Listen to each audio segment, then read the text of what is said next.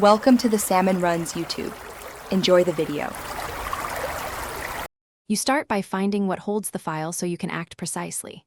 Open Task Manager or Activity Monitor, then use Resource Monitor on Windows or LSOF on Mac OS/Linux to list handles. This reveals the program name, PID, and exact path. Once you see the lock, make a quick decision. Can you save work in that app or must you close it? If saving, do that now.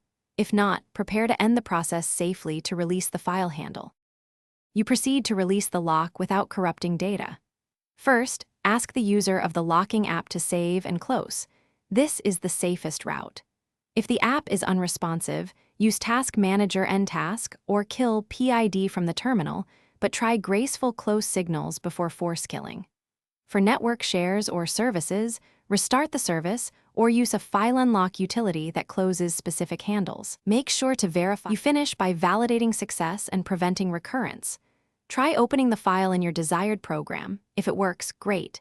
If handles still persist, rebooting clears lingering locks. Do that before more invasive steps.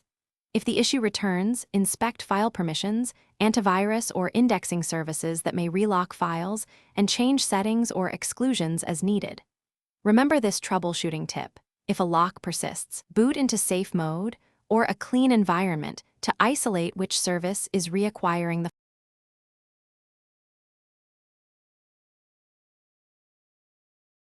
Thanks for watching.